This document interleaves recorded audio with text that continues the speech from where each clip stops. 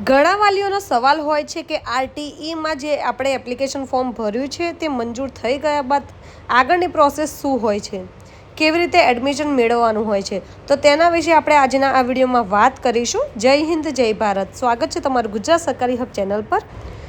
સૌપ્રથમ આપણે ગૂગલમાં જઈને આરટીઈ ગુજરાત લખવાનું છે। ત્યારબાદ જે પણ ફર્સ્ટ લિંક તમને જોવા મળી રહી છે ત્યાં તમારે ક્લિક કરવાની છે, એટલે આપણી સામે આ રીતની એક પોપઅપ આવી જશે। તેને સાઈડમાં ક્યાંય પણ આપણે ક્લિક કરીશું એટલે પોપઅપ હટી જશે। હવે ઘણા વાલીનો સવાલ હતો કે હેલ્પલાઇન નંબર ક્યાંથી મેળવવા, તો તેના પણ આપણે અહીંયા જાણકારી આપી દઈએ છીએ। હેલ્પલાઇન નંબર મેળવવા માટે તમારે જે સાઈડમાં ઉપર લખેલું છે હેલ્પલાઇન, ત્યાં તમે ક્લિક કરશો એટલે અહીંયા દરેક શહેર વાઇઝ તમને હેલ્પલાઇન નંબર મળી રહેશે। હવે આપણે વાત કરીએ કે જે રીતે એડમિશન લેવાનું છે તેની વાત, તો અહીંયા સ્ક્રોલ કરીશું એટલે અહીંયા તમને પૂરી પ્રોસેસનો અહીંયા ગ્રાફ આપેલો જ છે। સૌપ્રથમ આપણે એપ્લિકેશન ફોર્મ ભર્યું છે, અહીંયા ઓનલાઈન અરજી કરી છે।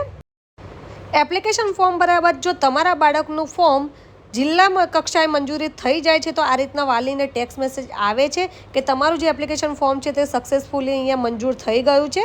ત્યારબાદ સીટ ફાળવણી કરવામાં આવશે, એટલે કે તમે જે પણ તમારા બાળક માટે શાળાઓ સિલેક્ટ કરી છે તે શાળાઓમાં સીટ ફાળવણી કરવામાં આવશે।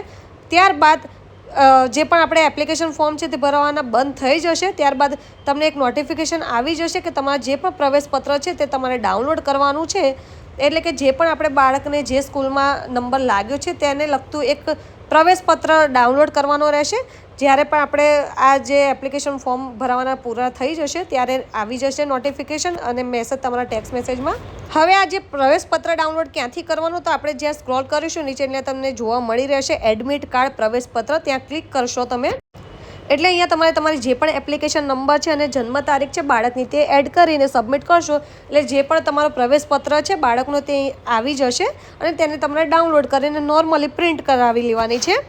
હવે આ પ્રવેશપત્ર ડાઉનલોડ કર્યા બાદ તમારે જે પણ એપ્લિકેશન ફોર્મ ભરતી વખતે તમે જે ડોક્યુમેન્ટ્સ ત્યાં અપલોડ કર્યા હતા એ દરેક ડોક્યુમેન્ટ્સ ઓરિજિનલ તેમજ એક ઝેરોક્સ સાથે જ જે પણ પ્રવેશપત્ર આપણે ડાઉનલોડ કર્યો છે તે પ્રવેશપત્ર અને જે આપણે એપ્લિકેશન ફોર્મ ભર્યું હતું તે એપ્લિકેશનની પ્રિન્ટ, આટલા ડોક્યુમેન્ટ્સ તેમજ બાળકના પાસપોર્ટ સાઇઝના ફોટા એન્ડ બાળકને લઈને તમારે જે પણ સ્કૂલમાં તમારું એડમિશન અહીંયા ફાળવવામાં આવી છે સીટ, એ સ્કૂલમાં તમારે રૂબરૂમાં જવાનું રહેશે અને તે દરેક ડોક્યુમેન્ટ્સ ત્યાં તમારે જમા કરાવવાના રહેશે। એટલે તમારું બાળકનું જે પણ એડમિશન છે શાળામાં તે થઈ જશે। તમારે કોઈ પણ જાતની અહીંયા ફીસ પે કરવાની નથી, કોઈ પણ જાતની એક પણ રૂપિયો તમારે શાળાને આપવાનો નથી।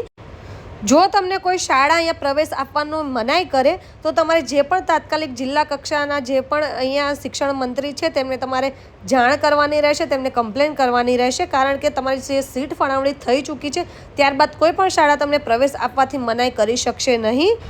તો આ રીતે સિમ્પલ આરટીના એડમિશનની જે પણ ફોર્મેટ છે તે અહીંયા આપેલી જ છે, એટલે કોઈ પણ જાતનું અહીંયા તમારે એપ્લિકેશન ફોર્મ ભરવાની જરૂર નથી, બીજા કોઈ પણ જાતનું ટેન્શન લેવાની જરૂર નથી। એપ્લિકેશન ફોર્મ ભરો, જિલ્લા મંજૂરી થઈ જાય ત્યારબાદ તમારે જે પણ પ્રવેશપત્ર છે તે ડાઉનલોડ કરીને તમે શાળામાં સબમિટ કરાવો। હવે આ જે પ્રવેશપત્ર છે એ દરેક વ્યક્તિના અહીંયા ફોર્મ ભરવાના જે પૂર્ણ થઈ જશે, લાસ્ટ ડેટ છે 17 તારીખ, ત્યારબાદ જ અહીંયા જમા જે પણ છે પ્રવેશપત્ર તેની નોટિફિકેશન આવી જશે કે ડાઉનલોડ કરવાના છે। હાલમાં કોઈનું પણ પ્રવેશપત્ર અહીંયા ડાઉનલોડ થશે નહીં।